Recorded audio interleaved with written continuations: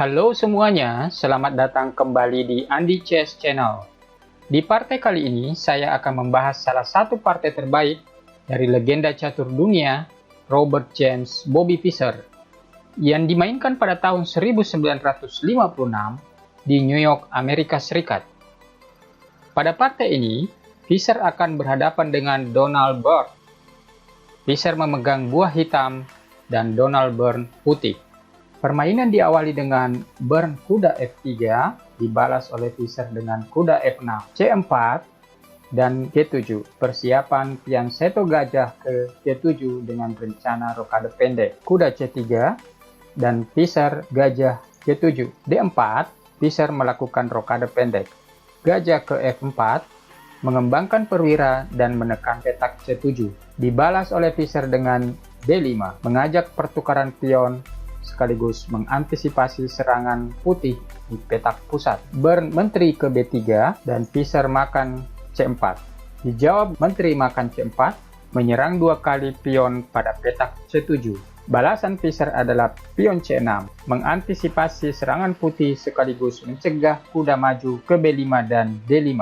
Melihat kondisi ini, Byrne mencoba menguasai petak pusat dengan memainkan pionnya ke E4, kuda ke D7, mengembangkan perwira hitam, dan rencana maju ke petak B6 untuk menyerang menteri. Dijawab oleh Byrne dengan benteng D1, memberi tambahan penjagaan bagi pion D4. Kuda B6, menyerang menteri sekaligus membuka jalan bagi gajah terangnya. Menteri maju ke C5, menekan pion pada petak E7 sekaligus menghindari serangan kuda hitam.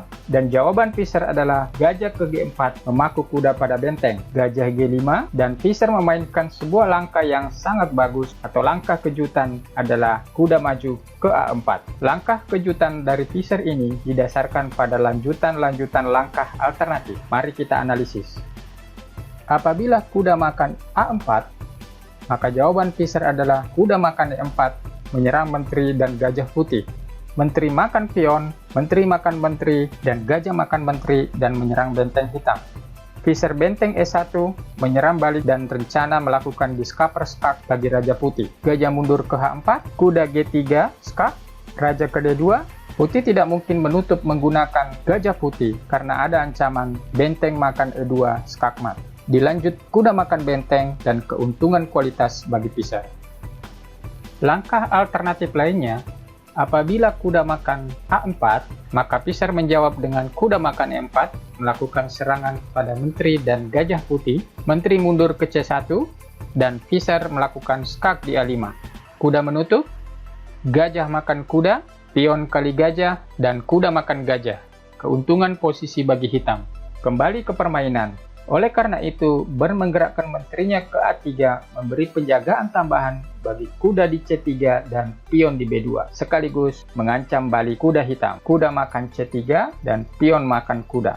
Dan jawaban Fischer, kuda makan pion E4, menyerang pion pada petak C3 dan gajah gelap putih di petak G5, serta membuka jalan bagi gajahnya. Gajah menghindar dan menyerang pion E7, mengancam menteri dan benteng. Fischer menteri ke B6, menghindari serangan gajah dan menempatkan menterinya pada posisi untuk melakukan serangan balik. Gajah ke C4, mengembangkan perwiranya, menekan pion pada petak F7, diikuti rencana melakukan rokade pendek. Dijawab oleh Fischer dengan kuda makan pion di C3. Gajah mundur ke C5, menekan menteri. Di sini, Fischer tidak memperdulikan ancaman putih, tapi benteng ke E1 melakukan skak. Raja menghindar ke F1, dan Fischer gajah E6. Sebuah titik kombinasi yang indah dari Fischer. Pada posisi ini, pecatur pemula sekalipun tidak akan membiarkan menterinya ditukar dengan gajah. Tapi Fischer sudah menghitung cermat jauh ke depan. Mari kita analisis. Apabila gajah makan E6, maka jawaban Fischer adalah menteri B5 dan skak. Raja G1, kuda ke E2 skak. Raja F1, kuda ke G3 double skak. Raja kembali ke G1, menteri F1 skak, dan putih hanya memiliki satu jawaban, yaitu benteng makan menteri, dan kuda E2 skak mat. Kembali ke permainan. Oleh karena itu, Byrne menjawab dengan gajah makan menteri di B6, dan Fischer gajah kali C4, skak. Raja melarikan diri ke G1, kuda E2 skak, raja kembali ke F1, kuda makan D4, dan raja ke G1. Raja putih hanya memiliki dua petak pelarian, yaitu F1 dan G1. Kuda kembali melakukan skak di E2, raja F1, kuda ke C3, lakukan skak sekaligus menyerang benteng, dan sekali lagi raja putih hanya bisa pasrah ke G1. Pion makan gajah dan menyerang menteri, menteri menghindar ke B4, menyerang gajah hitam dan pion pada B6. Dijawab oleh Piser dengan benteng ke A4, menyerang menteri dan memberi perlindungan tambahan bagi gajahnya. Menteri kali B6 dan kuda makan D1.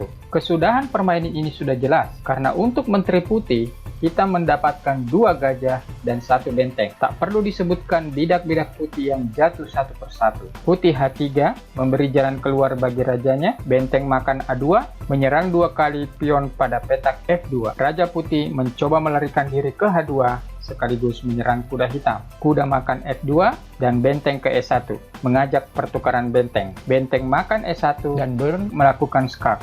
Gajah menutup, kuda makan E1. Gajah mundur ke D5, memberi tekanan pada pion G2. Dijawab putih dengan kuda ke F3 dan Piser kuda ke E4. Bern menggerakkan menterinya ke B8, menyerang pion di B7 sekaligus menjaga diagonal hitam, dan Piser B5.